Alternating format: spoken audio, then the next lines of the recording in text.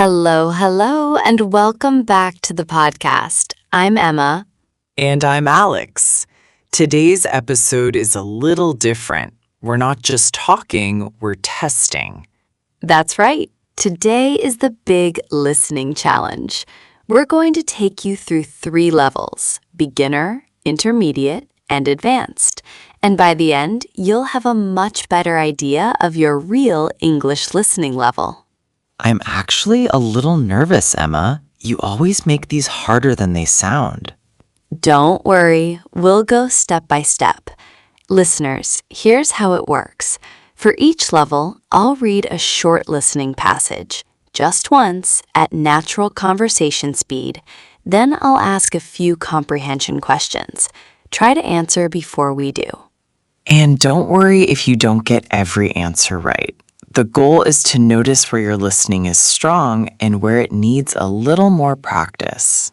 Exactly. Grab a pen and paper if you want to write your answers down. Let's start with Level 1, the beginner challenge. Okay, Level 1. This is an everyday situation, a phone call between 2 friends. Listen carefully, Alex, and everyone at home, listen too. I'll only read it once. Hi, Tom, it's Sarah. Are you free this weekend? I want to go to the new shopping mall on Saturday morning, around 10 o'clock. After that, we can have lunch at that Italian restaurant you like. My brother might come too. He's visiting from London. Oh, and can you bring your car? Mine is at the garage this week. Okay, that was clear. I think I got it. Let's check. Question 1. Question 1. What day does Sarah want to meet Tom? Answer: Saturday. Question 2. What time do they meet? Around 10 o'clock in the morning.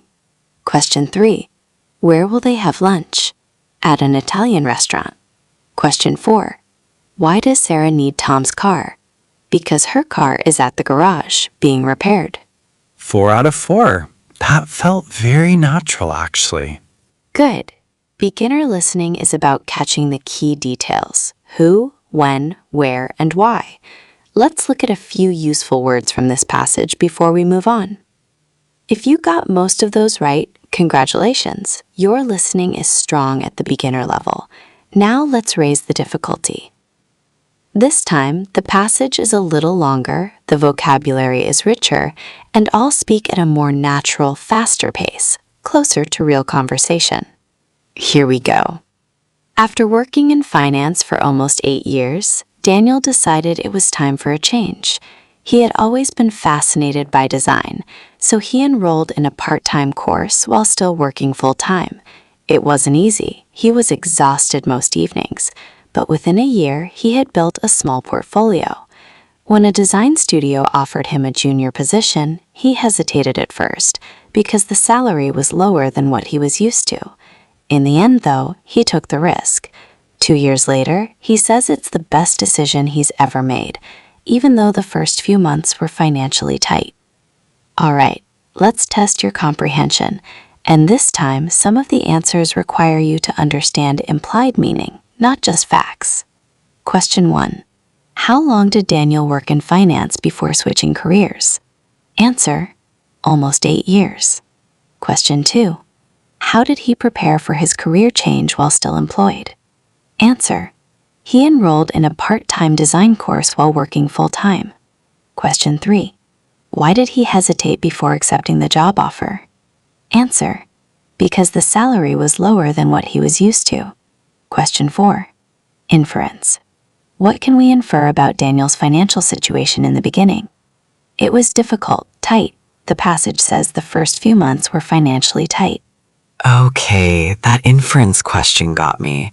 I understood the words, but connecting them to a conclusion took an extra second.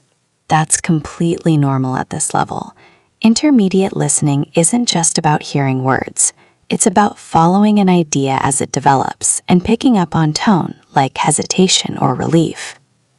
Quick shadowing practice before we move to the final level. Repeat the sentence after me, matching my rhythm and stress. In the end, though, he took the risk. Okay, the final boss. What have you got for us, Emma? This one is a short opinion piece. natural speed, more complex sentence structure, and some idiomatic language. Ready? We tend to wear multitasking as a badge of honor, as if juggling 5 things at once were proof of productivity. But the research tells a different story. What we call multitasking is really just rapid switching between tasks, and every switch comes at a cost. A few seconds here, a lost thread of thought there. Over the course of a day, those costs pile up. Ironically, the people who insist they're best at multitasking often perform the worst on tasks that require sustained attention. Perhaps the real skill worth cultivating isn't doing more at once, but doing one thing without constantly being pulled away from it. Question 1. What does the speaker mean by calling multitasking a badge of honor? Answer. People treat being able to multitask as something to be proud of, a sign of status. Question 2. According to the passage, what is multitasking actually? Answer. Rapid switching between tasks, not doing multiple things simultaneously. Question 3. What is ironic according to the speaker? People who believe they multitask best often perform worst on tasks needing sustained focus. Question 4. Tone or attitude. Would you describe the speaker's tone as neutral or critical? Why? Critical. Words like ironically and the framing of multitasking as a myth reveal a skeptical, slightly persuasive tone. Okay, that last question is tough.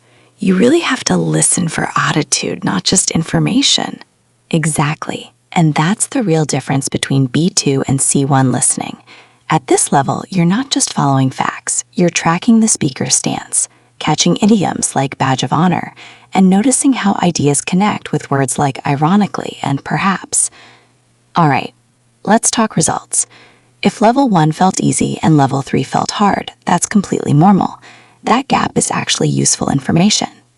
Right, it shows you exactly where to focus your practice. If level 1 was already a struggle, spend more time with slow, everyday conversations before moving to podcasts like this one.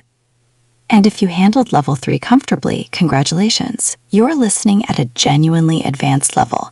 Try native podcasts, interviews, or unscripted content next. One more tip.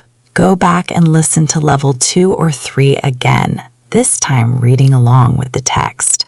That combination trains your ear fast. Great advice. Let's do one more round of shadowing before we go. Repeat after me, focusing on natural rhythm. So tell us in the comments, which level was your comfort zone and which one pushed you? We read every comment, so let us know your score out of 12. If this challenge helped you, hit subscribe and turn on notifications so you don't miss our next episode. Until next time, keep listening, keep practicing.